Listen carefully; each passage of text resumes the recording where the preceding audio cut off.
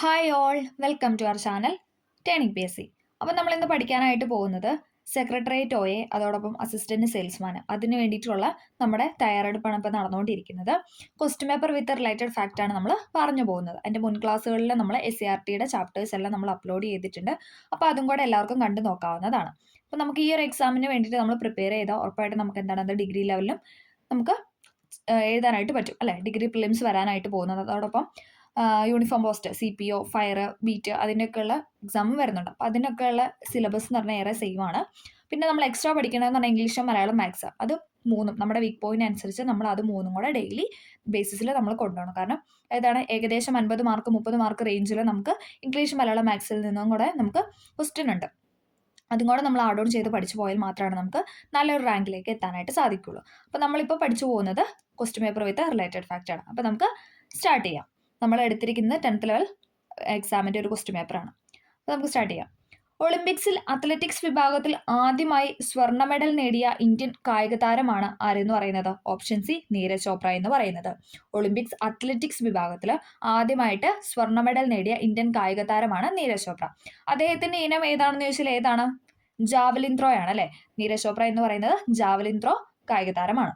അതോടൊപ്പം എന്താണ്, അദ്ദേഹം ഏത് സ്റ്റേറ്റ് ആണ്? ഹരിയാന സ്വദേശിയാണ് നീരജ് ചോപ്ര എന്ന് പറയുന്നത്. നീരജ് ചോപ്ര ഹരിയാന സ്വദേശിയും കൂടിയാണ്. ഓക്കെ, അതും കൂടെ ഒന്ന് ഓർത്തിരിക്കുക. ജമ്മു കാശ്മീർ പുനഃസംഘടനാ നിയമം നിലവിൽ വന്നത് എന്നാണ്?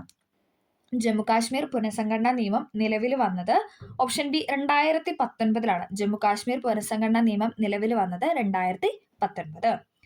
2021 എഴുത്തച്ഛൻ പുരസ്കാരം നേടിയ വ്യക്തിയാണ് ആരെന്ന് പറയുന്നത്? ഓപ്ഷൻ ഡി, പി വത്സല എന്ന് പറയുന്നത്. 2021 എഴുത്തച്ഛൻ പുരസ്കാരം നേടിയ വ്യക്തിയാണ് പി വത്സല.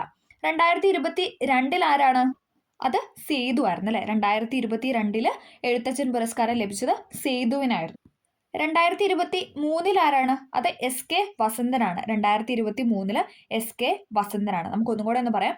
2021 എഴുത്തച്ഛൻ പുരസ്കാരം നേടിയ വ്യക്തിയാണ് പി വത്സല എന്ന് പറയുന്നത്. 2022 അത് സേതു. 2023 SK വസന്തൻ. ഇനി ലേറ്റസ്റ്റ് ആയിട്ട് 2024 ആരാണെന്ന് ചോദിച്ചാൽ ആരാണ്? NS മാധവനാണ്. 2024 NS മാധവനാണ് എഴുത്തച്ഛൻ പുരസ്കാരം നേടിയത്. ഒന്നും കൂടെ പറയാം. 2021 P Vatsala, 2022 Sethu, 2023 SK Vasanthan, 2024 NS മാധവനാണ്. NS മാധവൻ. അടുത്ത ക്വസ്റ്റ്യൻ. കേരളത്തിൽ 2021 നിലവിൽ വന്ന നിയമസഭ സംസ്ഥാനത്തെ എത്രാമത്തെ നിയമസഭയാണെന്നാണ് ചോദിച്ചിരിക്കുന്നത്? ഏതാണ്? ഓപ്ഷൻ സി, 15ാമത് നിയമസഭയാണ്. കേരളത്തിൽ 2021 നിലവിൽ വന്നത് 15ാമത് നിയമസഭയാണ്. 15ാമത് നിയമസഭ. 18 വയസ്സിന് താഴെ പ്രായമുള്ള കുട്ടികൾക്ക് മാരക രോഗങ്ങൾക്കായി സൗജന്യ ചികിത്സ നൽകുന്ന കേരള സർക്കാർ പദ്ധതിയാണ് ഏതെന്ന് പറയുന്നത്? താലോലം എന്ന് പറയുന്നത്. 18 വയസ്സിന് താഴെയുള്ള കുട്ടികൾക്ക് മാരക രോഗങ്ങൾക്കായി സൗജന്യ ചികിത്സ നൽകുന്ന കേരള സർക്കാരിന്റെ പദ്ധതിയാണ് താലോലം എന്ന് പറയുന്നത്. ആശ്വാസ കിരണം ഏതാണ്? ഓപ്ഷൻ എ ആയിട്ട് തന്നിരിക്കുന്നത് ആശ്വാസ കിരണമാണ്. കിടപ്പ് രോഗികളെ ശുശ്രൂഷിക്കുന്നവർക്ക് പ്രതിമാസം പെൻഷൻ നൽകുന്ന പദ്ധതിയാണ് ആശ്വാസ കിരണം എന്ന് പറയുന്നത്. എന്താണ്? കിടപ്പ് രോഗികളെ ശുശ്രൂഷിക്കുന്നവർക്ക് പ്രതിമാസം പെൻഷൻ നൽകുന്ന പദ്ധതിയാണ് ആശ്വാസ കിരണം എന്ന് പറയുന്നത്. 600 രൂപയാണ് നൽകുന്നത്. 600 രൂപയാണ് അതിന് നൽകുന്നത്. അടുത്തത് സമാശ്വാസമാണ്. സമാശ്വാസം എന്താണ്? സംസ്ഥാനത്ത് വൃക്ക തകരാർ മൂലം ഡയാലിസിസിന് വിധേയരാകുന്ന BPL കുടുംബങ്ങളിൽപ്പെട്ട രോഗികൾക്ക് പ്രതിമാസം ധനസഹായം അനുവദിക്കുന്ന പദ്ധതിയാണ് സമാശ്വാസം എന്ന് പറയുന്നത്. സംസ്ഥാനത്തെ വൃക്ക തകരാറിൽ മൂലം ഡയാലിസിസിന് വിധേയരാകുന്ന BPL കുടുംബങ്ങളിൽപ്പെട്ട രോഗികൾക്ക് പ്രതിമാസം ധനസഹായം നൽകുന്ന പദ്ധതിയാണ് ഏതെന്ന് പറയുന്ന സമാശ്വാസം എന്ന് പറയുന്നത്. സ്നേഹസ്വാന്തനം എന്താണ്? സ്നേഹസ്വാന്തനം എൻഡോസൾഫാൻ ദുരിതബാധിതരായി വൈകല്യം സംഭവിച്ചവർക്കും കിടപ്പിലായവർക്കും ധനസഹായം നൽകുന്ന പദ്ധതിയാണ് സ്നേഹസാന്ത്വനം എന്ന് പറയുന്നത്. എൻഡോസൾഫാൻ ദുരിതബാധിതരായി വൈകല്യം സംഭവിച്ചവർക്കും കിടപ്പിലായവർക്കും ധനസഹായം നൽകുന്ന പദ്ധതിയാണ് സ്നേഹസ്വാന്തനം. പിന്നെ നമ്മൾ താലോലം പറഞ്ഞു. 18 വയസ്സിന് താഴെയുള്ള കുട്ടികൾക്ക് മാരക രോഗങ്ങൾക്കായി സൗജന്യ ചികിത്സ നൽകുന്ന കേരള സർക്കാരിന്റെ പദ്ധതിയാണ് താലോലം എന്ന് പറയുന്നത്. അടുത്ത ക്വസ്റ്റ്യൻ ഡിലീറ്റ് ആയിരുന്നു. അടുത്തത് നോക്കാം. കേരളത്തിലെ അന്താരാഷ്ട്ര വൈറോളജി ഇൻസ്റ്റിറ്റ്യൂട്ട് ഏത് ജില്ലയിലാണെന്നാണ് ചോദിക്കുന്നത്? കേരളത്തിലെ അന്താരാഷ്ട്ര വൈറോളജി ഇൻസ്റ്റിറ്റ്യൂട്ട് സ്ഥിതി ചെയ്യുന്നത് തിരുവനന്തപുരത്താണ്. തിരുവനന്തപുരം. കേരളത്തിൽ ആദ്യമായി 100% വാക്സിനേഷൻ പൂർത്തിയാക്കിയ ഗോത്ര പഞ്ചായത്ത് ഏതാണ്? ഓപ്ഷൻ ബി, നൂൽപ്പുഴയാണ്. കേരളത്തിൽ ആദ്യമായി 100% വാക്സിനേഷൻ പൂർത്തിയാക്കിയ ഗോത്ര പഞ്ചായത്ത് എന്ന് പറയുന്നത് നൂൽപ്പുഴയാണ്. ഇന്ത്യൻ സമ്പദ് വ്യവസ്ഥയുടെ നട്ടെല്ല് എന്നറിയപ്പെടുന്ന പ്രദേശമാണ് ഏതെന്ന് പറയുന്ന ഓപ്ഷൻ ബി ഉത്തര മഹാസമതലം എന്ന് പറയുന്നത്. ഇന്ത്യൻ സമ്പദ് വ്യവസ്ഥയുടെ നട്ടെല്ല് എന്നറിയപ്പെടുന്ന പ്രദേശമാണ് ഉത്തര മഹാസമതലം എന്ന് പറയുന്നത്. ഹിമാലയൻ നദികളും അവയുടെ പോഷക നദികളും അതെന്ന് പറഞ്ഞാൽ ഇതാണ്. ഹിമാലയൻ നദി എന്ന് പറയുന്ന സിന്ധു, ഗംഗ, ബ്രഹ്മപുത്രയാണ്. അപ്പം സിന്ധു, ഗംഗ, ബ്രഹ്മപുത്രയും അവയുടെ പോഷക നദികളും വഹിച്ചുകൊണ്ടുവരുന്ന അവസാദങ്ങൾ നിക്ഷേപിച്ച് ഹിമാലയത്തിന്റെ തെക്കുഭാഗത്ത് രൂപം കൊണ്ട സമതല പ്രദേശമാണ് ഉത്തര മഹാസമതലം എന്ന് പറയുന്നത്. SCERT ഫാക്റ്റ് ആണ്. ഹിമാലയൻ നദികളും അവയുടെ പോഷക നദികളും വഹിച്ചുകൊണ്ടുവരുന്ന അവസാദങ്ങൾ നിക്ഷേപിച്ച് ഹിമാലയത്തിന്റെ തെക്കുഭാഗത്ത് രൂപം കൊണ്ട സമതല പ്രദേശത്തെയാണ് ഉത്തര മഹാസമതലം എന്ന് പറയുന്നത്. ഈ സമതലങ്ങളിലെ അവസാദ നിക്ഷേപങ്ങളുടെ ഖനം എന്ന് പറയുന്നത് 1000 മുതൽ 2000 മീറ്റർ വരെയാണ്. ഖനം എന്ന് പറയുന്നത് 1000 മുതൽ 2000 മീറ്റർ വരെയാണ്. ഉത്തരമഹാസമതലം അറിയപ്പെടുന്ന മറ്റൊരു പേരാണ് സിന്ധു, ഗംഗ, ബ്രഹ്മപുത്ര സമതലം. കാരണം എന്താണ്? ഹിമാലയൻ നദികളും അവയുടെ പോഷക നദികളും വഹിച്ചുകൊണ്ടുവരുന്ന അവസാദങ്ങൾ നിക്ഷേപിച്ചാണ് ഉത്തരമഹാസമതലം രൂപപ്പെട്ടത്. അതുകൊണ്ടാണ് ഉത്തരമഹാസമതലത്തിനെ സിന്ധു, ഗംഗ, ബ്രഹ്മപുത്ര സമതലം എന്ന് അറിയപ്പെടുന്നത്. ലോകത്തിലെ ഏറ്റവും വിസ്തൃതമായ എക്കൽ സമതലമാണ് ഉത്തരമഹാസമതലം എന്ന് പറയുന്നത്. ലോകത്തിലെ ഏറ്റവും വിസ്തൃതമായ എക്കൽ സമതലമാണ് ഉത്തരമഹാസമതലം. ഉത്തരമഹാസമതലത്തിന്റെ ഏകദേശ വിസ്തൃതി എന്ന് പറയുന്നത് 7,00,000 ചതുരശ്ര കിലോമീറ്റർ ആണ്. 7,00,000 ചതുരശ്ര കിലോമീറ്റർ ആണ് ഉത്തരമഹാസമതലത്തിന്റെ വിസ്തൃതി എന്ന് പറയുന്നത്. ഇന്ത്യയുടെ ഏറ്റവും ജനസാന്ദ്രതയേറിയ പ്രദേശമാണ് ഉത്തരമഹാസമതലം. റിപ്പീറ്റഡ് ക്വസ്റ്റ്യൻ ആണ്. ഇന്ത്യയുടെ ഏറ്റവും ജനസാന്ദ്രത കൂടിയ പ്രദേശമാണ് ഉത്തരമഹാസമതലം എന്ന് പറയുന്നത്. ഇന്ത്യയിലെ ഏറ്റവും വലിയ കാർഷിക ഭൂമിയും എന്നറിയപ്പെടുന്നു. ഇന്ത്യയിലെ ഏറ്റവും വലിയ കാർഷിക ഭൂമി എന്നറിയപ്പെടുന്നത് ഉത്തരമഹാസമതലമാണ്. ഇന്ത്യയുടെ കൃഷിയുടെ നട്ടെല്ല് എന്ന് പറയുന്നു. അതാണ് നമ്മുടെ ക്വസ്റ്റ്യൻ അല്ലേ. ഇന്ത്യൻ സമ്പദ് വ്യവസ്ഥയുടെ നട്ടെല്ല് അല്ലെങ്കിൽ ഇന്ത്യയുടെ കൃഷിയുടെ നട്ടെല്ല് എന്നൊക്കെ അറിയപ്പെടുന്നത് ഉത്തരമഹാസമതലത്തെയാണ്. പിന്നെ എന്താണ് ഇന്ത്യയുടെ ധാന്യപ്പുര എന്നറിയപ്പെടുന്നത് ഏതാണ്? അതും നമുക്ക് ക്വസ്റ്റ്യൻ ആയിട്ട് വരാറുണ്ട്. അതും ഉത്തരമഹാസമതലം തന്നെയാണ്. ഓക്കെ, ഇന്ത്യയുടെ ധാന്യപ്പുര എന്നറിയപ്പെടുന്നതും ഉത്തരമഹാസമതലം തന്നെയാണ്. ഭാരതീയ സംസ്കാരത്തിന്റെ ഈറ്റിലം SCERT ഫാക്റ്റ് ആണ്. ഭാരതീയ സംസ്കാരത്തിന്റെ ഈറ്റിലം എന്നറിയപ്പെടുന്നതും ഉത്തരമഹാസമതലത്തിനെയാണ്. അപ്പം നമ്മൾ കുറേ സവിശേഷതകൾ പറഞ്ഞല്ലേ. സിന്ധു, ഗംഗ, ബ്രഹ്മപുത്ര സമതലം എന്ന മറ്റൊരു പേര്. അതോടൊപ്പം ലോകത്തിലെ ഏറ്റവും വിസ്തൃതമായ എക്കൽ സമതലമാണ് ഉത്തരമഹാസമതലം എന്ന് പറയുന്നത്. 7,00,000 ചതുരശ്ര കിലോമീറ്റർ ആണ് ഏകദേശ വിസ്തൃതി എന്ന് പറയുന്നത്. ഇന്ത്യയിലെ ഏറ്റവും ജനസാന്ദ്രത കൂടിയ പ്രദേശമാണ് ഉത്തരമഹാസമതലം എന്നറിയപ്പെടുന്നത്. വലിയ കാർഷിക ഭൂമി എന്ന് പറയുന്നു. അതോടൊപ്പം ഇന്ത്യൻ കൃഷിയുടെ നട്ടെല്ല് എന്നറിയപ്പെടുന്നു. ഇന്ത്യൻ സമ്പദ് വ്യവസ്ഥയുടെ നട്ടെല്ല് എന്നറിയപ്പെടുന്നു. ഇന്ത്യയുടെ ധാന്യപ്പുര എന്നറിയപ്പെടുന്നു. ഭാരതീയ സംസ്കാരത്തിന്റെ ഈറ്റിലം എന്നറിയപ്പെടുന്നു. ലോകത്തിലെ ഏറ്റവും ഫലഭൂയിഷ്ഠമായ സമതലങ്ങളിൽ ഒന്നാണ് ഉത്തരമഹാസമതലം. അതിന്റെ കാരണം എന്താണ്? നമ്മൾ പറഞ്ഞു, സിന്ധു, ഗംഗ, ബ്രഹ്മപുത്ര നദികളുടെ പോഷക നദികളും ചേർന്ന അവസാദങ്ങൾ കൊണ്ടുവന്ന് രൂപപ്പെട്ടതാണെന്ന് പറഞ്ഞു അല്ലേ. അപ്പോൾ അവിടെ എന്താണ്? എക്കൽ നിക്ഷേപമാണ് കൂടുതൽ. അപ്പോൾ എന്താണ്? എക്കൽ മണ്ണാണ് കൂടുതൽ. അവിടെ എന്താണ്? കൂടുതൽ ഫലഭൂയിഷ്ഠമായ മണ്ണാണ് ഉള്ളത്. ഓക്കെ, ഇത്രയും കാര്യങ്ങളാണ് നമുക്ക് SCERT ഇമ്പോർട്ടൻ്റ് ആയിട്ട് കൊടുത്തിരിക്കുന്നത്. ഓക്കെ, അടുത്തത് താഴെ തന്നിരിക്കുന്നവയിൽ നിന്നും ഉപദ്വീപീയ നദികളിൽ ഉൾപ്പെടാത്ത നദി കണ്ടെത്താനാണ് പറഞ്ഞിരിക്കുന്നത്. ഏതാണ്? നർമ്മദ, മഹാനദി, ലൂണി, കാവേരി. 4 നദികൾ തന്നിട്ടുണ്ട്. അതിൽ ഉപദ്വീപീയ നദികളിൽ ഉൾപ്പെടാത്താണ് ചോദിച്ചിരിക്കുന്നത്. ഏതാണ്? ലൂണി നദിയാണ്. ഓക്കെ, നർമ്മദ, മഹാനദി, കാവേരി എന്നൊക്കെ പറയുന്നത് ഉപദ്വീപീയ നദികളാണ്. ഓക്കെ, ഉപദ്വീപീയ പീഠഭൂമിയിൽ നിന്ന് ഉത്ഭവിക്കുന്ന നദികളാണ് ഉപദ്വീപീയ നദികൾ എന്ന് പറയുന്നത്. ഓക്കെ, അടുത്തത് റിഗർ എന്നറിയപ്പെടുന്ന കറുത്ത മണ്ണിന് ഏറ്റവും അനുയോജ്യമായ കൃഷി ഏതാണെന്നാണ് ചോദിക്കുന്നത്. ഏതാണ്? ഓപ്ഷൻ ഡി പരുത്തിയാണ്. കറുത്ത പരുത്തി മണ്ണ് എന്നൊക്കെ നമ്മൾ പറയാറുണ്ടല്ലേ. ഓക്കെ, റിഗർ എന്നറിയപ്പെടുന്ന കറുത്ത മണ്ണിന് ഏറ്റവും അനുയോജ്യമായ കൃഷിയാണ് പരുത്തി കൃഷി എന്ന് പറയുന്നത്. യൂണിവേഴ്സൽ ഫൈബർ എന്നറിയപ്പെടുന്ന വിളയാണ് ഏതെന്ന് പറയുന്നത്? പരുത്തി എന്നറിയപ്പെടുന്നത്. അത് നമുക്ക് പ്രീവിയസ് ആയിട്ട് ചോദിച്ചിട്ടുള്ള പോയിന്റ് ആണ്. യൂണിവേഴ്സൽ ഫൈബർ എന്നറിയപ്പെടുന്ന വിളയാണ് പരുത്തി എന്ന് പറയുന്നത്. ഇന്ത്യയിൽ കൃഷി ചെയ്യുന്ന പ്രധാന നാരുവിളയാണ് പരുത്തി. ഇന്ത്യയിൽ പ്രധാനമായിട്ടും കൃഷി ചെയ്യുന്ന നാരുവിളയാണ് പരുത്തി എന്ന് പറയുന്നത്. ഇന്ത്യയിലെ ഏറ്റവും വലിയ കൃഷി അധിഷ്ഠിത വ്യവസായമാണ് പരുത്തിത്തുണി വ്യവസായം എന്ന് പറയുന്നത്. ഇന്ത്യയിലെ ഏറ്റവും വലിയ കൃഷി അധിഷ്ഠിത വ്യവസായമാണ് പരുത്തിത്തുണി വ്യവസായം എന്ന് പറയുന്നത്. ലോകത്ത് പരുത്തി ഉൽപാദനത്തിൽ ഇന്ത്യയുടെ സ്ഥാനം 2ാമതാണ്. ലോകത്ത് പരുത്തിയുടെ ഉൽപാദനത്തിൽ ഇന്ത്യയുടെ സ്ഥാനം എന്നത് 2ാമതാണ്. 1ാമത്തെ സ്ഥാനം ചോദിച്ചാൽ അത് ചൈനയ്ക്കാണ്. പരുത്തി ഉൽപാദനത്തിൽ 1ാമത്തെ സ്ഥാനം ചൈന, 2ാമതാണ് ഇന്ത്യ. രാജ്യത്തെ ഭാഗികമായ വരണ്ട പ്രദേശങ്ങളിൽ ഖാരിഫ് കാലത്ത് വളരുന്ന ഒരു ഉഷ്ണമേഖലാ വിളയാണ് പരുത്തി എന്ന് പറയുന്നത്. ഇമ്പോർട്ടൻ്റ് ആണ്. ഒരു ഉഷ്ണമേഖലാ വിളയാണ് പരുത്തി എന്ന് പറയുന്നത്. പരുത്തി കൃഷിക്ക് ഏറ്റവും അനുയോജ്യമായ മണ്ണ് നമ്മൾ പറഞ്ഞല്ലേ, കറുത്ത മണ്ണ് അഥവാ റിഗർ സോയില്, കറുത്ത പരുത്തി മണ്ണ് എന്നൊക്കെ അതിന് പേരുണ്ട്. ഓക്കെ, അപ്പോൾ ഇത്രയും കാര്യങ്ങളാണ് നമ്മൾ പറയാനായിട്ട് പോകുന്നത്. അതോടൊപ്പം ഒരു പോയിന്റും കൂടെ ചോദിക്കാറുണ്ട്. കോട്ടോണോപോളിസ് എന്നറിയപ്പെടുന്ന ഇന്ത്യൻ നഗരം മുംബൈ ആണ് കേട്ടോ. കോട്ടോണോപോളിസ് എന്നറിയപ്പെടുന്ന ഇന്ത്യൻ നഗരം എപ്പോഴും ചോദിക്കുന്നതാണ് മുംബൈ ആണ്. ഓക്കെ, നമുക്ക് അടുത്ത ക്വസ്റ്റ്യനിലോട്ട് പോകാം. ഇന്ത്യയിലെ ഏറ്റവും കൂടുതൽ മഴ ലഭിക്കുന്ന പ്രദേശമായ മൗസിൻഡ്രോം ഏത് സംസ്ഥാനത്തിലാണെന്നാണ് ചോദിക്കുന്നത്. ഏതാണ്? ഓപ്ഷൻ എ ആണ്, മേഘാലയയിലാണ്. ഇന്ത്യയിലെ ഏറ്റവും കൂടുതൽ മഴ ലഭിക്കുന്ന പ്രദേശമായ മൗസിൻഡ്രോം സ്ഥിതി ചെയ്യുന്നത് മേഘാലയ എന്ന സ്റ്റേറ്റിലാണ്. ലോക ഓസോൺ ദിനം എന്നാണ്? ഓസോൺ ദിനം എന്ന് പറയുന്നത് സെപ്റ്റംബർ 16 ആണ്. സെപ്റ്റംബർ 16 ഓസോൺ ദിനമായിട്ട് ആചരിക്കുന്നത്. ഇന്ത്യയിലെ ഭൗമ താപോർജ്ജ പ്ലാന്റ് സ്ഥിതി ചെയ്യുന്ന പ്രദേശമാണ് ഏത്? ഓപ്ഷൻ എ മണികരൺ എന്ന് പറയുന്നത്. ഇന്ത്യയിലെ ഭൗമ താപോർജ്ജ പ്ലാന്റ് സ്ഥിതി ചെയ്യുന്ന പ്രദേശമാണ് മണികരൺ. ഇന്ത്യയിലെ ജനസാന്ദ്രത ഏറ്റവും കുറവുള്ള സംസ്ഥാനമാണ് ഏതെന്ന് പറയുന്ന ഓപ്ഷൻ ഡി അരുണാചൽ പ്രദേശ് എന്ന് പറയുന്നത്.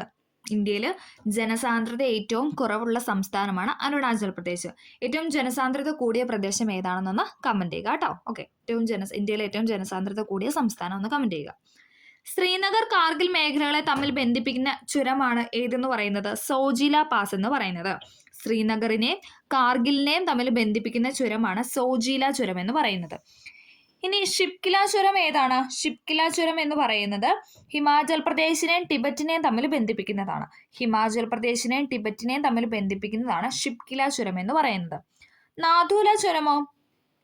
നാഥൂല ചുരം എന്ന് പറയുന്നത് സിക്കിമിനെയും ടിബറ്റിനെയും തമ്മിൽ ബന്ധിപ്പിക്കുന്ന ചുരമാണ്. പ്രീവിയസ് ആയിട്ട് ചോദിച്ചിട്ടുണ്ട്. സിക്കിമിനെയും ടിബറ്റിനെയും തമ്മിൽ ബന്ധിപ്പിക്കുന്ന ചുരമാണ് നാഥൂല ചുരം എന്ന് പറയുന്നത്. ഇനി ലിബുല ചുരം എന്ന് പറയുന്ന ലിബുലേക്ക് എന്ന് പറയുന്നത് ഉത്തരാഖണ്ഡ് ടിബറ്റിനെയാണ് ബന്ധിപ്പിക്കുന്നത്. ഉത്തരാഖണ്ഡ് ടിബറ്റിനെ ബന്ധിപ്പിക്കുന്ന പാസ്സാണ് ലിബുലേക്ക് ചുരം എന്ന് പറയുന്നത്. ഷിപ്കില പാസ് ആണെങ്കിൽ ഹിമാചൽ പ്രദേശ് ടിബറ്റ് ആണ്. സോജില പാസ് എന്ന് പറയുന്നത് ശ്രീനഗറിനെയും കാർഗിലിനെയുമാണ്. നാഥുല എന്ന് പറയുന്നത് സിക്കിമിനെയും ടിബറ്റിനെയുമാണ്. ജൂൺ മുതൽ നവംബർ വരെ കൃഷി ചെയ്യുന്ന കാർഷിക കാലമാണ് ഏതെന്ന് പറയുന്നത്? ഓപ്ഷൻ എ ഖാരിഫ് വിള എന്ന് പറയുന്നത്. ജൂൺ മുതൽ നവംബർ വരെ കൃഷി ചെയ്യുന്ന കാർഷിക കാലമാണ് ഖാരിഫ് വിള എന്ന് പറയുന്നത്. ഇനി റാബി വിളയാണെങ്കിലോ അത് നവംബർ മധ്യം മുതൽ, അതായത് നവംബറിന്റെ പകുതിയോട് തുടങ്ങി മാർച്ച് വരെയാണ് റാബി വിള എന്ന് പറയുന്നത്. റാബി വിള കൃഷി ചെയ്യുന്നത് നവംബർ പകുതി മുതൽ മാർച്ച് വരെയാണ്. ഇനി സൈദ് ആണെങ്കിലോ, സൈദ് എന്ന് പറയുന്നത് നമ്മൾ മാർച്ചിലാണ് തുടങ്ങുന്നത്. ഓക്കെ, പഴം പച്ചക്കറികളാണല്ലോ സെയ്ദ് വിള എന്ന് പറയുന്നത്. അപ്പൊ അത് നമ്മൾ അങ്ങനെ കണക്ട് ചെയ്യുക. മാർച്ച് മുതൽ ജൂൺ വരെയാണ് സൈദിന്റെ കാലഘട്ടം എന്ന് പറയുന്നത്. ഓക്കെ, നമുക്ക് അതിനോടൊപ്പം ഖാരിഫ് വിളയും കൂടെ ഒന്ന് പറഞ്ഞു പോകാം. നെല്ല്, ചോളം, പരുത്തി, തിനവിളകള്, ചണം, കരിമ്പ്, നിലക്കടല എന്നൊക്കെ പറയുന്നത് ഖാരിഫ് വിളയാണ്. ഓക്കെ, നമുക്ക് എളുപ്പമായിട്ട് റാബി വിള മാത്രം പഠിച്ചു വെച്ചാൽ മതി. നമുക്ക് അതൊന്ന് പറയാം. ഗോതമ്പ് ഇമ്പോർട്ടൻ്റ് ആണ്. ഗോതമ്പ് എന്ന് പറയുന്നത് ഒരു റാബി വിളയാണ്. ഓക്കെ, ഗോതമ്പ്, പുകയില, കടുക്, പയർവർഗ്ഗങ്ങൾ, ഇത്രയുമാണ് റാബി വിള എന്ന് പറയുന്നത്. ഓക്കെ, അപ്പൊ അത്രയും കാര്യങ്ങൾ നമ്മൾ പഠിച്ചു വയ്ക്കാം. ഗോതമ്പ്, പുകയില, കടുക്, പയർവർഗ്ഗങ്ങൾ.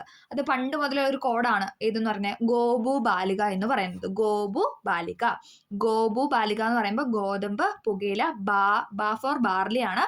പിന്നെ എന്താ കാ ഫോർ കടുകാണ്. ഓക്കെ, ഗോതമ്പ്, പുകയില, കടുക്, പയർവർഗ്ഗം എന്നൊക്കെ പറയുന്ന റാബി വിളയാണ്. പിന്നെ സെയ്ദ് എന്ന് പറഞ്ഞാൽ നമുക്ക് പഴങ്ങൾ, പച്ചക്കറികൾ എന്നറിയാം.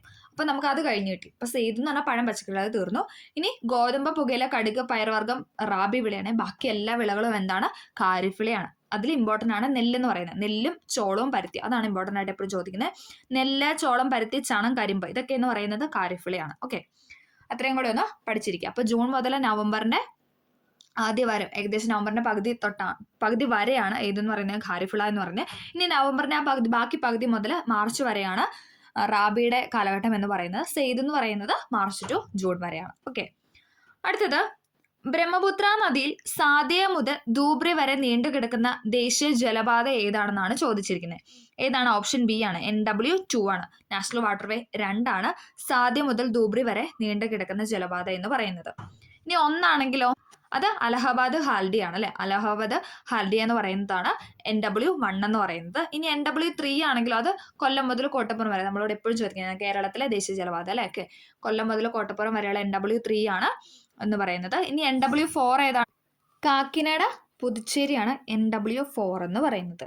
NW5 ആണെങ്കിൽ അത് താൽച്ചർ ധാമ്ര വരെയാണ്. താൽച്ചർ മുതൽ ധാമ്ര വരെയാണ് NW5 എന്ന് പറയുന്നത്. നമുക്കൊന്നും കൂടെ ഒന്ന് പറയാം.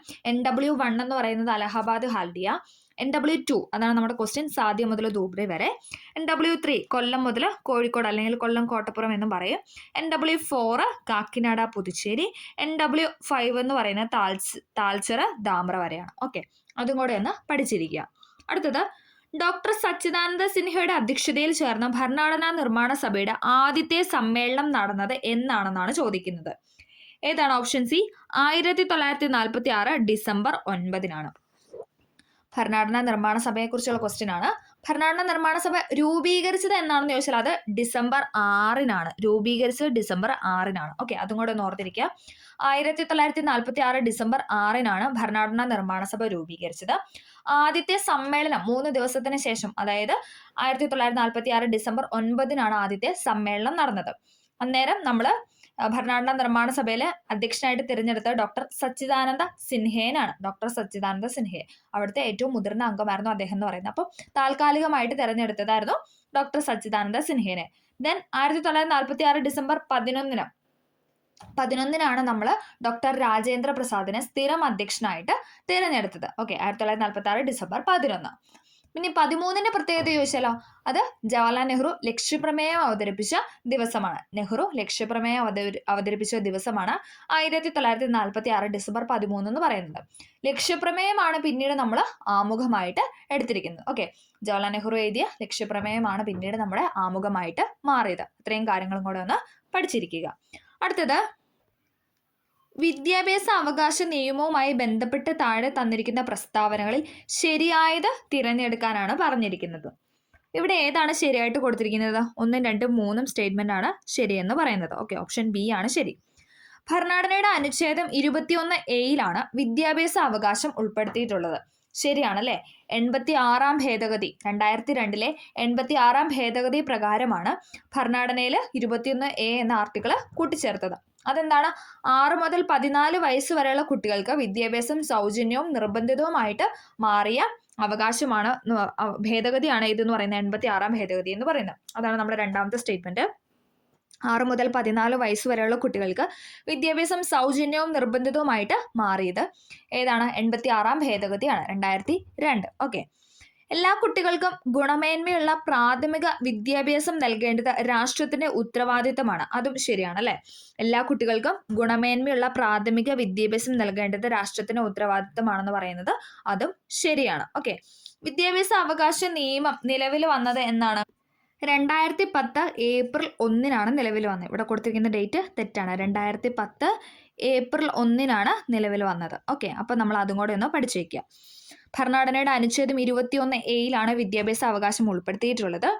6 മുതൽ 14 വയസ്സ് വരെയുള്ള കുട്ടികൾക്ക് വിദ്യാഭ്യാസം സൗജന്യവും നിർബന്ധിതവുമായിട്ട് മാറി. എല്ലാ കുട്ടികൾക്കും ഗുണമേന്മയുള്ള പ്രാഥമിക വിദ്യാഭ്യാസം നൽകേണ്ടത് രാഷ്ട്രത്തിന്റെ ഉത്തരവാദിത്തമാണ്. വിദ്യാഭ്യാസ അവകാശ നിയമം നിലവിൽ വന്നത് 2010 ഏപ്രിൽ 1-നാണ്. ഓക്കെ, അടുത്ത ക്വസ്റ്റ്യൻ. സ്ത്രീ വിദ്യാഭ്യാസ സംരക്ഷണ പ്രവർത്തകയും 2014 കൈലാഷ് സത്യാർത്ഥിക്കൊപ്പം സമാധാനത്തിനുള്ള നൊബേൽ സമ്മാനത്തിന് അർഹയാവുകയും ചെയ്ത 17-കാരിയാണ് ആരെന്ന് പറയുന്നത്? ഓപ്ഷൻ ഡി മലാല യൂസഫ്സായി എന്ന് പറയുന്നത്. നമുക്ക് എപ്പോഴും തിരിച്ചിട്ടാണ് ക്വസ്റ്റ്യൻ ചോദിക്കാറ് അല്ലേ. അപ്പം എന്താണ്? സ്ത്രീ വിദ്യാഭ്യാസ സംരക്ഷണ പ്രവർത്തകയും 2014 എന്താണ് കൈലാഷ് സത്യാർത്ഥിക്ക് നൊബേൽ സമ്മാനം ലഭിച്ചിട്ടുണ്ട്. അപ്പോൾ അതോടൊപ്പം നൊബേൽ സമ്മാനം പങ്കിട്ട 17-കാരിയാണ് ആരെന്ന് പറയുന്നത്? മലാല യൂസഫ്സായി എന്ന് പറയുന്നത്. ഇന്ത്യൻ ദേശീയ പതാക തയ്യാറാക്കിയ പിംഗലി വെങ്കയ്യ ജനിച്ചത് ഏത് സംസ്ഥാനത്താണ്? ഓപ്ഷൻ ഡി ആന്ധ്രാപ്രദേശുകാരനാണ് പിംഗലി വെങ്കയ്യ എന്ന് പറയുന്നത്. ഇന്ത്യയുടെ ദേശീയ പതാക തയ്യാറാക്കിയ പിംഗലി വെങ്കയ്യ ജനിച്ചത് ആന്ധ്രാപ്രദേശിലാണ്. മൗലിക കടമകൾ ഇന്ത്യൻ ഭരണഘടനയുടെ ഭാഗമായി ഭാഗം 4A കൂട്ടിച്ചേർത്ത ഭേദഗതി ഏതാണെന്നാണ് ചോദിക്കുന്നത്.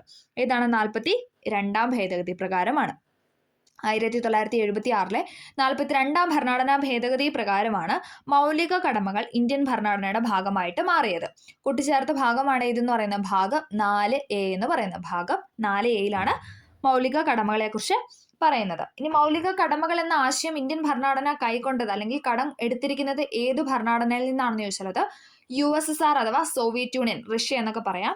റഷ്യയിൽ നിന്നാണ് നമ്മൾ മൗലിക കടമകൾ എന്ന ആശയം കടമെടുത്തിരിക്കുന്നത്. ഓക്കെ, ഇനി മൗലിക അവകാശങ്ങളാണെങ്കിലോ അത് USA നിന്നാണ്, അമേരിക്കയിൽ നിന്നാണ് മൗലിക അവകാശം എന്ന ആശയം നമ്മൾ കടമെടുത്തിരിക്കുന്നത്.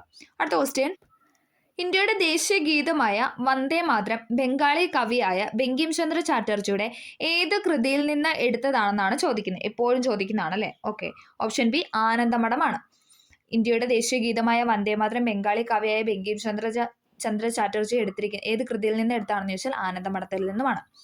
മഹാത്മാഗാന്ധി കി ജയ് എന്ന മുദ്രാവാക്യത്തോടെ ഭരണഘടനാ നിർമ്മാണ സഭ അംഗീകരിച്ച ഭരണഘടനാ വ്യവസ്ഥയാണ് ഏതെന്ന് പറയുന്ന ഓപ്ഷൻ ബി അയിത്ത നിർമ്മാർജ്ജനം എന്ന് പറയുന്നത്. ആർട്ടിക്കിൾ 17 അല്ലെ.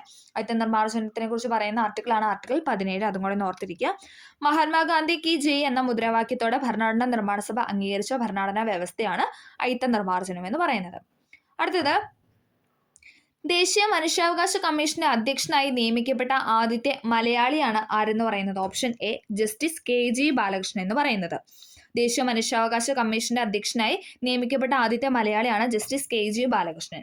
ഇനി ആദ്യത്തെ വ്യക്തിയാണ് ചോദിക്കുന്നതിൽ അധ്യക്ഷനായ ആദ്യത്തെ വ്യക്തിയാണെങ്കിൽ അത് ജസ്റ്റിസ് രംഗനാഥ മിശ്രയാണ്. ജസ്റ്റിസ് രംഗനാഥ മിശ്രയായിരുന്നു ദേശീയ മനുഷ്യാവകാശ കമ്മീഷന്റെ പ്രഥമ ചെയർമാൻ എന്ന് പറയുന്നത്. ജസ്റ്റിസ് ഫാത്തിമ ബീവി ആണെങ്കിലോ അത് ആദ്യത്തെ വനിതയാണ് അല്ലെ. ഓക്കെ, അധ്യക്ഷനായി വരുന്ന ആദ്യത്തെ മലയാളി വനിതയാണ് ആരെന്ന് പറയുന്നത് ഫാത്തിമ ബീവി എന്ന് പറയുന്നത്. അതും കൂടെ ഒന്ന് ഓർത്തിരിക്കുക. ദേശീയ വിവരാവകാശ കമ്മീഷൻ നിലവിൽ വന്നത് എന്നാണ്? ദേശീയ വിവരാവകാശ കമ്മീഷൻ നിലവിൽ വന്നത് 2005 2005 ഒക്ടോബർ 12 ദേശീയ വിവരാവകാശ കമ്മീഷൻ നിലവിൽ വന്നത്. 2005 ഒക്ടോബർ 12. അടുത്തത്, പ്രാചീന മലയാളം എന്ന കൃതിയുടെ രചയിതാവാണ് ആരെന്ന് പറയുന്ന ഓപ്ഷൻ ബി ചട്ടമ്പി സ്വാമികൾ എന്ന് പറയുന്നത്.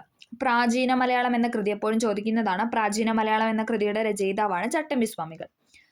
വസ്ത്രധാരണ രീതിയിലുള്ള നിയന്ത്രണങ്ങൾക്കെതിരെ കല്ലുമാല സമരം സംഘടിപ്പിച്ച സാമൂഹിക പരിഷ്കർത്താവാണ് ആര്? ഓപ്ഷൻ സി അയ്യങ്കാളി എന്ന് പറയുന്നത്.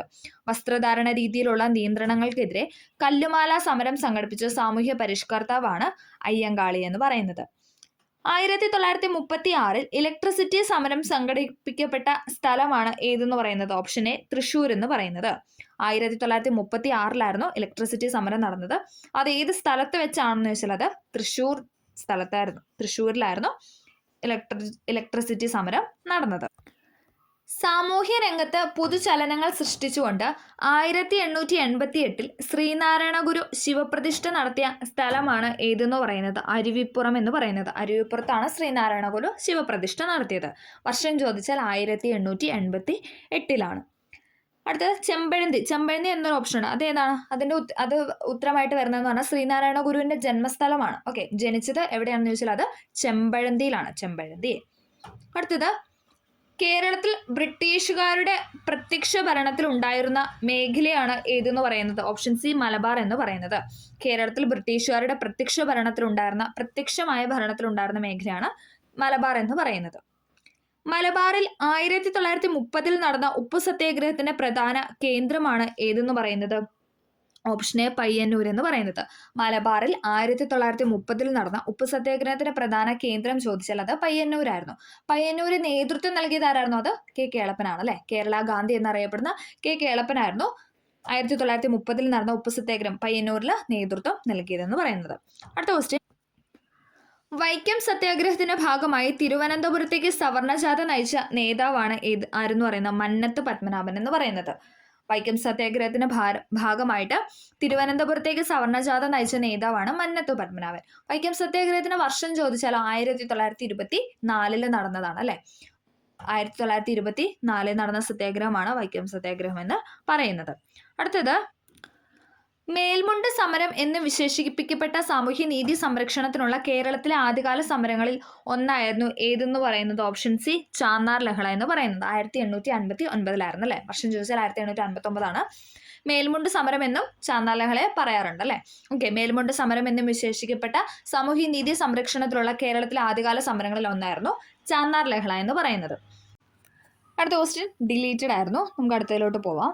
1812 ആരംഭിച്ച കുറിച്യ കലാപത്തിന്റെ നേതാവാണ് ആരെന്ന് പറയുന്നത്? ഓപ്ഷൻ ഡി രാമനമ്പി എന്ന് പറയുന്നത്. കുറിച്യ കലാപത്തിന്റെ നേതാവായിരുന്നു രാമനമ്പി എന്ന് പറയുന്നത്. വർഷം ചോദിച്ചാൽ ഏതാണ്? 1812. കേരളത്തിലെ ആകെ ഗ്രാമപഞ്ചായത്തുകളുടെ എണ്ണം എന്ന് പറയുന്നത് 941. ഓപ്ഷൻ ഡി 941 ഗ്രാമപഞ്ചായത്താണ് കേരളത്തിലുള്ളത്. കേരളത്തിലെ ഏറ്റവും വലിയ ജലവൈദ്യുത പദ്ധതിയാണ് ഏതെന്ന് പറയുന്ന ഓപ്ഷൻ സി ഇടുക്കി ജലവൈദ്യുത പദ്ധതി എന്ന് പറയുന്നത്. ഇനി ആദ്യത്തെ ചോദിച്ചാൽ അത് പള്ളിവാസലാണോ? ഓക്കെ, ആദ്യത്തെ ജലവൈദ്യുത പദ്ധതിയാണ് പള്ളിവാസൽ എന്ന് പറയുന്നത്. ഏറ്റവും വലിയ ജലവൈദ്യുത പദ്ധതിയാണ് ഇടുക്കി ജലവൈദ്യുത പദ്ധതി എന്ന് പറയുന്നത്. കേരളത്തിലെ നദികളിൽ കിഴക്കോട്ടൊഴുകുന്ന നദി ഏതാണെന്നാണ് ചോദിച്ചിരിക്കുന്നത്. തന്നിരിക്കുന്നതിൽ ഏതാണ്? ഓപ്ഷൻ ബി ആണ് അല്ലെ. കബനി, ഭവാനി, പാമ്പാർ എന്ന് പറയുന്നത് കേരളത്തിൽ കിഴക്കോട്ടൊഴുകുന്ന നദികളാണ്. അതേസമയം ഭാരതപ്പുഴ, പെരിയാറ്, നെയ്യാറ്, പമ്പ, ചാലിയാർ ഇതൊക്കെ എന്ന് പറയുന്നത് ഇതൊക്കെ പടിഞ്ഞാറോട്ട് ഒഴുകുന്ന നദിയാണ്. അപ്പൊ നമ്മൾ ആ 3 നദി പഠിച്ചു വെച്ചാൽ എന്താണ്, നമുക്ക് ബാക്കിയെല്ലാം പടിഞ്ഞാറോട്ട് ഒഴുകുന്നതാണെന്ന് കിട്ടും. ഓക്കെ, കബനി, ഭവാനി, പാമ്പാർ എന്ന് പറയുന്ന കിഴക്കോട്ട് ഒഴുകുന്ന നദിയാണ്. അടുത്തത് കേരളത്തിലെ പക്ഷി സങ്കേതങ്ങളിൽ ഉൾപ്പെടാത്തത് ഏതാണെന്നാണ് ചോദിച്ചിരിക്കുന്നത്. പക്ഷി സങ്കേതങ്ങളിൽ ഉൾപ്പെടാത്തത് ഓപ്ഷൻ ഡി ചിന്നാറാണ്. ഓക്കെ, തട്ടേക്കാട് പക്ഷി സങ്കേതം, ചൂലന്നൂർ പക്ഷി സങ്കേതം, മംഗളവനം പക്ഷി സങ്കേതം എന്നാണ് പറയുന്നത്. ഓക്കെ, ചിന്നാർ എന്ന് പറയുന്ന വന്യജീവി സംരക്ഷണമാണ്. ഓക്കെ, ചിന്നാർ വന്യജീവി സങ്കേതമാണ്. ഓക്കെ, അടുത്തത് ഭാരതപ്പുഴയുടെ ഉത്ഭവസ്ഥാനം ഏതാണെന്നാണ് ചോദിച്ചിരിക്കുന്നത്. ഭാരതപ്പുഴയുടെ ഉത്ഭവസ്ഥാനമാണ് ആനമല നിരകളിലെ പോത്തന്നൂരിനടുത്ത്. എപ്പോഴും ചോദിക്കുന്നതാണ്. ഭാരതപ്പുഴയുടെ ഉത്ഭവസ്ഥാനം എന്ന് പറയുന്നത് ആനമല നിരകളിലാണ്. ഓക്കെ, ആനമല നിരകൾ. അടുത്തത് ലോക അത്ലറ്റിക് ചാമ്പ്യൻഷിപ്പിൽ മെഡൽ നേടിയ ആദ്യത്തെ ഇന്ത്യൻ കായിക താരമാണ് ആരെന്ന് പറയുന്നത്. Option B Anju Bobby George എന്ന് പറയുന്നത്. ലോക അത്ലറ്റിക് ചാമ്പ്യൻഷിപ്പിൽ മെഡൽ നേടിയ ആദ്യത്തെ ഇന്ത്യൻ കായിക താരമാണ് അഞ്ജു ബോബി ജോർജ് എന്ന് പറയുന്നത്. കേരളത്തിലെ പ്രധാന മത്സ്യബന്ധന തുറമുഖമായ നീണ്ടകര ഏത് ജില്ലയിലാണ്? എപ്പോഴും ചോദിക്കാറുണ്ട്. നീണ്ടകര ഏത് ജില്ലയിലാണെന്ന് ചോദിച്ചാൽ ഏതാണ്? ഓപ്ഷൻ ബി കൊല്ലം ജില്ലയിലാണ്. കൊല്ലത്താണ് നീണ്ടകര എന്ന സ്ഥലം. ഓക്കെ, കേരളത്തിലെ ആദ്യത്തെ ദേശീയോദ്യാനമാണ് ഏത്? ഓപ്ഷൻ സി ഇരവികുളം എന്ന് പറയുന്നത്. ഇരവികുളമാണ് കേരളത്തിലെ ആദ്യത്തെ ദേശീയോദ്യാനം എന്ന് പറയുന്നത്. കേരളത്തിലെ ഏറ്റവും വലിയ ശുദ്ധജല തടാകമാണ് ഏത്? ഓപ്ഷൻ ബി ശാസ്താംകോട്ട കായൽ എന്ന് പറയുന്നത്. കേരളത്തിലെ ഏറ്റവും വലിയ ശുദ്ധജല തടാകമാണ് ശാസ്താംകോട്ട കായൽ എന്ന് പറയുന്നത്. അടുത്തത് കേരള സംസ്ഥാനം നിലവിൽ വന്നത് എന്നാണ്? എല്ലാവർക്കും അറിയാം അല്ലെ. 1956 നവംബർ 1 കേരളം എന്ന സ്റ്റേറ്റ് നിലവിൽ വന്നത്. ഇന്ത്യൻ അസ്വസ്ഥതയുടെ പിതാവ് എന്നറിയപ്പെടുന്ന ബാലഗംഗാധര തിലകനാണ്. ബാലഗംഗാധര തിലകനെയാണ് ഇന്ത്യൻ അസ്വസ്ഥതയുടെ പിതാവ് എന്ന് പറയുന്നത്. ഇനി അങ്ങനെ വിശേഷിപ്പിച്ചത് ആരാണ്? വാലന്റിയർ ഷിറോൾ ആണ്. വാലന്റിയർ ഷിറോൾ ആണ് ഇന്ത്യൻ അസ്വസ്ഥതയുടെ പിതാവ് എന്ന് ബാലഗംഗാധര തിലകനെ വിശേഷിപ്പിച്ചത്. 1918 ഗാന്ധിജി തൊഴിലാളികൾക്ക് വേണ്ടി ഇടപെട്ടത് ഏതു സത്യാഗ്രഹത്തിലാണെന്നാണ് ചോദിക്കുന്നത്. ഏതാണ്? ഓപ്ഷൻ എ അഹമ്മദാബാദ് തുണിമിൽ സമരമാണ്. ഖേദ സത്യാഗ്രഹം നടന്നതും 1918 പക്ഷെ തൊഴിലാളികൾക്ക് വേണ്ടി ഇടപെട്ടത് ഏത് സത്യാഗ്രഹത്തിന് ആണെന്ന് ചോദിച്ചാൽ ഏതാണത്? അഹമ്മദാബാദ് തുണിമിൽ സമരമാണ്. ഇനി ചമ്പാരൻ സത്യാഗ്രഹം നടന്ന വർഷം? ഇന്ത്യയില് ഗാന്ധിജി സംഘടിപ്പിച്ച ആദ്യത്തെ സത്യാഗ്രഹമാണ് ഇതെന്ന് പറഞ്ഞാൽ ചമ്പാരൻ സത്യാഗ്രഹം എന്ന് പറയുന്നത്. അത് 1917 1917 ചമ്പാരൻ സത്യാഗ്രഹം എന്ന് പറയുന്നത്. അതും കൂടെ ഒന്ന് ഓർത്തു വെക്കുക. അടുത്തത് ഇന്ത്യൻ നാഷണൽ ആർമിയുടെ സ്ഥാപകൻ ആരാണ്? ഇന്ത്യൻ നാഷണൽ ആർമിയുടെ സ്ഥാപകൻ എന്ന് പറയുന്നത് റാഷ് ബിഹാരി ബോസ് ആണ്. റാഷ് ബിഹാരി ബോസ് ആണ് ഇന്ത്യൻ നാഷണൽ ആർമിയുടെ സ്ഥാപകൻ എന്ന് പറയുന്നത്. പിന്നീട് അത് സുഭാഷ് ചന്ദ്രബോസ് ഏറ്റെടുത്ത് നടത്തുകയാണ് ഉണ്ടായത്. ഓക്കെ, അപ്പം സ്ഥാപകൻ ചോദിച്ചാൽ അത് റാഷ് ബിഹാരി ബോസ് ആണ്. അടുത്തത് തേഭാഗ സമരം നടന്നത് എവിടെയാണ്? തേഭാഗ സമരം നടന്നത് ബംഗാളിലാണ്. വെസ്റ്റ് ബംഗാളിലായിരുന്നു തേഭാഗ സമരം നടന്നത്. അടുത്തത് രാജാറാം മോഹൻ റോയ് ബംഗാളി ഭാഷയിൽ ആരംഭിച്ച ദിനപത്രമാണ് ഏത്? ഓപ്ഷൻ ബി സംബാദ് കൗമുദി എന്ന് പറയുന്നത്. രാജാറാം മോഹൻ റോയ് ബംഗാളി ഭാഷയിൽ ആരംഭിച്ച ദിനപത്രമാണ് സംബാദ് കൗമുദി എന്ന് പറയുന്നത്. കേസരി എന്ന പത്രം ആരുടെയായിരുന്നു? കേസരി എന്ന പത്രം ബാലഗംഗാധര തിലകിന്റെയാണ്. കേസരി എന്ന പത്രം ബാലഗംഗാധര തിലകിന്റെയാണ്. കേസരി ഉണ്ട്, അതോടൊപ്പം മറാത്തയുണ്ട്. അപ്പൊ നമ്മൾ എല്ലാ ക്ലാസ്സിലും പറയാറുണ്ട്. അതിനൊരു പ്രത്യേകതയുണ്ട്. മറാത്ത എന്ന പത്രം ഏത് ഭാഷയിലാണെന്ന് ചോദിച്ചാൽ അത് ഇംഗ്ലീഷ് ഭാഷയിലും, ഇനി കേസരി എന്ന പത്രം ഏത് ഭാഷയിലാണെന്ന് ചോദിച്ചാൽ അത് മറാത്ത ഭാഷയിലുമാണ്. ബാലഗംഗാധര തിലകിന്റെ 2 പത്രങ്ങളാണ് കേസരിയും മറാത്തയും. അതിൽ കേസരി എന്ന പത്രം മറാത്ത ഭാഷയിലും മറാത്ത എന്ന പത്രം ഇംഗ്ലീഷ് ലാംഗ്വേജിലുമാണ്. ഓക്കെ, അടുത്തത് കോൺഗ്രസിന്റെ അന്തിമ ലക്ഷ്യം പൂർണ്ണ സ്വരാജ് അല്ലെങ്കിൽ പൂർണ്ണ സ്വാതന്ത്ര്യമാണെന്ന് പ്രഖ്യാപിച്ച സമ്മേളനമാണ് ഏതെന്ന് പറയുന്ന? ഓപ്ഷൻ ബി 1929 ലാഹോർ സമ്മേളനം എന്ന് പറയുന്നത്. കോൺഗ്രസിന്റെ അന്തിമ ലക്ഷ്യം പൂർണ്ണ സ്വരാജ് ആണെന്ന് പ്രഖ്യാപിച്ച സമ്മേളനമാണ് ഏതെന്ന് പറയുന്നത്? 1929 ലാഹോർ സമ്മേളനം എന്ന് പറയുന്നത്. അടുത്തത് നാട്ടുരാജ്യങ്ങളുടെ സംയോജനത്തിൽ പട്ടേലിനും നെഹ്റുവിനുമൊപ്പം പ്രധാന പങ്കുവഹിച്ച മലയാളിയാണ് ആരെന്ന് പറയുന്നത്? ഓപ്ഷൻ ഡി VP മേനോൻ എന്ന് പറയുന്നത്. എപ്പോഴും ചോദിക്കുന്നതാണ്. നാട്ടുരാജ്യങ്ങളുടെ സംയോജനത്തിൽ പട്ടേലിനും നെഹ്റുവിനുമൊപ്പം പ്രധാന പങ്കുവഹിച്ച മലയാളിയാണ് VP മേനോൻ. അടുത്തത് ക്യാബിനറ്റ് മിഷന്റെ നിർദ്ദേശപ്രകാരം 1946 രൂപീകരിക്കപ്പെട്ട ഭരണഘടനാ നിർമ്മാണ സഭയുടെ അധ്യക്ഷൻ ആരാണെന്നാണ് ചോദിച്ചിരിക്കുന്നത്. ആരാണ്? Option D doctor Rajendra Prasad ആണ്. നമ്മൾ പറഞ്ഞായിരുന്നല്ലേ, രാജേന്ദ്ര പ്രസാദ് ആയിരുന്നു സ്ഥിരം അധ്യക്ഷൻ എന്ന് പറയുന്നത്. ഇനി താൽക്കാലിക അധ്യക്ഷനായിട്ട് നിയമിച്ചത് അത് ഡോക്ടർ സച്ചിദാനന്ദ സിൻഹനെ ആയിരുന്നു. ഓക്കെ, നമ്മൾ പറഞ്ഞായിരുന്നു. അടുത്തത്, ഇന്ത്യയിൽ ഭാഷാടിസ്ഥാനത്തിൽ രൂപീകരിക്കപ്പെട്ട ആദ്യത്തെ സംസ്ഥാനമാണ് ഇതെന്ന് പറയുന്നത്. ഓപ്ഷൻ ബി ആന്ധ്രാപ്രദേശ് എന്ന് പറയുന്നത്. ഇന്ത്യയിലെ ഭാഷാടിസ്ഥാനത്തിൽ രൂപീകരിക്കപ്പെട്ട ആദ്യത്തെ സ്റ്റേറ്റ് ആണ് ആന്ധ്രാപ്രദേശ്. പ്രസിദ്ധമായ വന്ദേമാതരം എന്ന ഗാനം അടങ്ങിയിട്ടുള്ള ആനന്ദമഠം എന്ന നോവൽ എഴുതിയത് ആരാണെന്നാണ് ചോദിച്ചിരിക്കുന്നത്. ആരാണ്? ബങ്കിം ചന്ദ്ര ചാറ്റർജിയാണ്. പ്രസിദ്ധമായ വന്ദേമാതരം എന്ന ഗാനം അടങ്ങിയിട്ടുള്ള ആനന്ദമഠം എന്ന നോവൽ എഴുതിയത് ബങ്കിം ചന്ദ്ര ചാറ്റർജി. അടുത്തത് നമ്മൾ പറയുന്നത് സയൻസ് റിലേറ്റഡ് ചോദ്യങ്ങളാണ്. ഓക്കെ, മനുഷ്യ ശരീരത്തിലെ ഏറ്റവും വലിയ ഗ്രന്ഥിയാണ് ഏതെന്ന് പറയുന്ന ഓപ്ഷൻ ബി കരൾ എന്ന് പറയുന്നത്. എപ്പോഴും ചോദിക്കുന്നതാണ്. മനുഷ്യ ശരീരത്തിലെ ഏറ്റവും വലിയ ഗ്രന്ഥിയാണ് കരൾ എന്ന് പറയുന്നത്. ഗ്രന്ഥി അഥവാ ഗ്ലാൻഡ് ആണ് കരൾ. രക്തത്തിൽ കാൽസ്യത്തിന്റെ അളവ് ക്രമാതീതമായി കുറയുമ്പോൾ ഉണ്ടാകുന്ന പേശികളുടെ കോശിവലവ് എന്ത് പേരിൽ അറിയപ്പെടുന്നു എന്നാണ് ചോദിച്ചിരിക്കുന്നത്. ഏതാണ്? Option C ടെറ്റനിയാണ്. ഓക്കെ, നമുക്ക് എപ്പോഴും ടെറ്റനിയും ടെറ്റനസും ഒന്നിച്ച് നമുക്ക് ഓപ്ഷനിൽ തരാറുണ്ട്. അപ്പം രക്തത്തിലെ കാൽസ്യത്തിന്റെ അളവ് ക്രമാതീതമായി കുറയുമ്പോൾ ഉണ്ടാകുന്ന പേശികളുടെ കോശിവലുവിന് അറിയപ്പെടുന്നതാണ് ടെറ്റനി എന്ന് പറയുന്നത്. രക്തം കട്ട പിടിക്കാൻ സഹായിക്കുന്ന വിറ്റാമിൻ കെ ഫോർ കട്ട പിടിക്കാൻ വിറ്റാമിൻ കെ ആണ്. വിറ്റാമിൻ കെ ആണ് കട്ട പിടിക്കാൻ സഹായിക്കുന്ന വിറ്റാമിൻ എന്ന് പറയുന്നത്. പുകവലി മൂലം ശ്വാസകോശത്തിനുണ്ടാകുന്ന രോഗമാണ് ഏതെന്ന് പറയുന്നത്? ഓപ്ഷൻ ബി എംഫിസിമ എന്ന് പറയുന്നത്. പുകവലി മൂലം ശ്വാസകോശത്തിനുണ്ടാകുന്ന രോഗമാണ് എംഫിസിമ. അടുത്തത്, കേരള സർക്കാരിന്റെ സമ്പൂർണ്ണ അവയവദാന പദ്ധതിയുടെ പേരാണ് ഏതെന്ന് പറയുന്ന ഓപ്ഷൻ ഡി മൃതസഞ്ജീവിനി എന്ന് പറയുന്നത്. കേരള സർക്കാരിന്റെ സമ്പൂർണ്ണ അവയവദാന പദ്ധതിയാണ് മൃതസഞ്ജീവിനി എന്ന് പറയുന്നത്.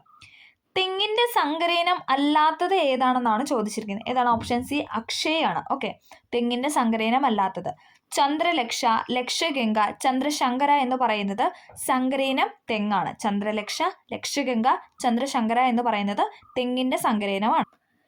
കേന്ദ്ര തോട്ടവിള ഗവേഷണ കേന്ദ്രം സ്ഥിതി ചെയ്യുന്നത് എവിടെയാണ്? കേന്ദ്ര തോട്ടവിള ഗവേഷണ കേന്ദ്രം സ്ഥിതി ചെയ്യുന്നത് ഓപ്ഷൻ ബി കാസർഗോഡാണ്. അടുത്തത്, ഭക്ഷ്യശൃംഖലയിലെ പ്രാഥമിക ഉപഭോക്താക്കളാണ് ഡാഷ്. ഏതാണ്? ഓപ്ഷൻ സി സസ്യബുക്കാണ്. സസ്യബുക്കാണ് ഭക്ഷ്യശൃംഖലയിലെ പ്രാഥമിക ഉപഭോക്താക്കൾ എന്ന് പറയുന്നത്. SRT ഫാക്ട് ആണ്. ഭക്ഷ്യശൃംഖലയിലെ പ്രാഥമിക ഉപഭോക്താക്കളാണ് സസ്യബുക്ക് എന്ന് പറയുന്നത്. അടുത്തത്, അന്താരാഷ്ട്ര ജൈവ വൈവിധ്യ ദിനമായിട്ട് ആചരിക്കുന്നത്. അന്താരാഷ്ട്ര ജൈവ വൈവിധ്യ ദിനമായിട്ട് ആചരിക്കുന്നത് മെയ് 22 മെയ് 22 അന്താരാഷ്ട്ര ജൈവ വൈവിധ്യ ദിനം എന്ന് പറയുന്നത്. വനങ്ങളുടെ സംരക്ഷണവുമായി ബന്ധപ്പെട്ട് 1983 കർണാടകത്തിൽ ആരംഭിച്ച പ്രസ്ഥാനമാണ് ഇത്. ഓപ്ഷൻ സി അപ്പിക്കോ പ്രസ്ഥാനം എന്ന് പറയുന്നത്. വനങ്ങളുടെ സംരക്ഷണവുമായി ബന്ധപ്പെട്ട് 1983 ഇമ്പോർട്ടൻ്റ് ആണ് വർഷം. 1983 കർണാടകത്തിൽ ആരംഭിച്ച പ്രസ്ഥാനമാണ് അപ്പിക്കോ പ്രസ്ഥാനം എന്ന് പറയുന്നത്. അടുത്തത്, താഴെ കൊടുത്തിട്ടുള്ളവയിൽ ഏതാണ് ഏക അറ്റോമികം എന്ന് ചോദിക്കുന്നത്. ഏതാണ്? ഓപ്ഷൻ എ ആണ്. ഹീലിയം ആണ് ഏക അറ്റോമികമായിട്ട് കൊടുത്തിരിക്കുന്നത്. അടുത്തത്, ഇരുമ്പിന്റെ അയിരുകൾ ഏതെല്ലാം? ഇരുമ്പിന്റെ അയിരുകളാണ് ഓപ്ഷൻ ഡി ഹേമറ്റൈറ്റും മാഗ്നറ്റൈറ്റും എന്ന് പറയുന്നത്. ഹേമറ്റൈറ്റ്, മാഗ്നറ്റൈറ്റ് എന്ന് പറയുന്നത് ഇരുമ്പിന്റെ അയിരുകളാണ്. ഇരുമ്പിന്റെ അയിര്. അസറ്റോബാക്ടർ ബാക്ടീരിയ അന്തരീക്ഷത്തിലെ ഏത് വാതകവുമായി പ്രവർത്തിച്ചാണ് നൈട്രേറ്റ് ഉണ്ടാക്കുന്നത്? ഏതാണ്? ഓപ്ഷൻ സി നൈട്രജൻ ആണ്. അസറ്റോബാക്ടർ ബാക്ടീരിയ അന്തരീക്ഷത്തിലെ ഏത് വാതകവുമായി പ്രവർത്തിച്ചാണ് നൈട്രേറ്റ് ഉണ്ടാക്കുന്നത് എന്ന് ചോദിച്ചാൽ അത് നൈട്രജൻ ആണ്. അടുത്തത്, നേർപ്പിച്ച ഹൈഡ്രോക്ലോറിക് ആസിഡ് സിങ്ക് എന്ന മൂലകവുമായി പ്രവർത്തിച്ചാൽ ഉണ്ടാകുന്ന വാതകമാണ് ഏത്? ഓപ്ഷൻ ഡി ഹൈഡ്രജൻ എന്ന് പറയുന്നത്. നേർപ്പിച്ച ഹൈഡ്രോക്ലോറിക് ആസിഡ് സിങ്ക് എന്ന മൂലകവുമായി പ്രവർത്തിച്ചാൽ ഉണ്ടാകുന്ന വാതകമാണ് ഹൈഡ്രജൻ എന്ന് പറയുന്നത്. പാൽ കേടാകാതെ സൂക്ഷിക്കാൻ ഉപയോഗിക്കുന്ന രീതിയെ പറയുന്ന പേരാണ് പാസ്ചറൈസേഷൻ എന്ന് പറയുന്നത്. നമ്മുടെ പാക്കറ്റ് പാലൊക്കെ മേടിക്കുന്ന അല്ലെ, അതിന്റെ ഫ്രണ്ടിൽ ഇങ്ങനെ എഴുതിയിട്ടുണ്ട് പാസ്ചറൈസ്ഡ് മിൽക്ക് എന്ന് നമുക്ക് ഇങ്ങനെ എഴുതി വെച്ചേക്കുന്ന കാണാം. ഓക്കെ, പാല് കേടാകാതെ സൂക്ഷിക്കാൻ ഉപയോഗിക്കുന്ന രീതിയെ പറയുന്ന പേരാണ് പാസ്ചറൈസേഷൻ എന്ന് പറയുന്നത്.